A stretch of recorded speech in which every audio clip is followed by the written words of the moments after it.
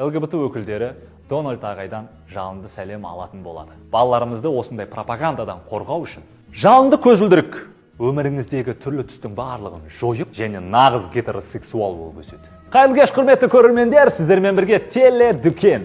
Simple Dimple Puppet көздеріңізге не елестеп жатыр? Кемпір қосақ. Дұрыс. Пропаганда ЛГБТ.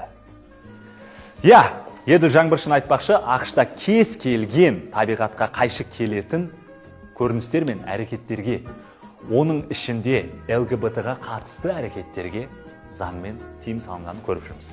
Осы уақытқа дейін батысты өздерінің қорғаушысы ретінде санап жүрген ЛГБТ қауымдастығы мен оның жақтастары үшін бұл жаңалық нағыз шок болды.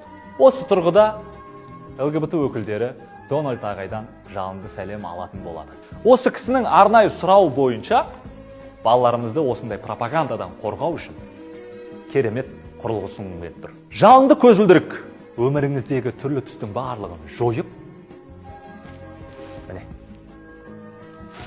мен дәл қазір ақ-қара фильм сияқты қарап тұрмын. Бұл көзілдірікті киген бала ойының ауытқуынан сақталады және нағыз гетеросексуал болып өседі. Сіздің балаларыңыз енді сіздей миғұла, үндемей қалған, дым көрмеген, ештен көрмеген сүп-сүйкімді, тып-тыныш сіздің айтқаныңызбен жүретін ынжық, жуас болады. Сіздердің әрбір саудаларыңыздың 50%-ы Simple Dimple Puppet ойыншықтарын сатып алып, оларды өртеуге жұмсалады. ЛГБТ пропагандасынан құтылуға өз үлесіңді қос.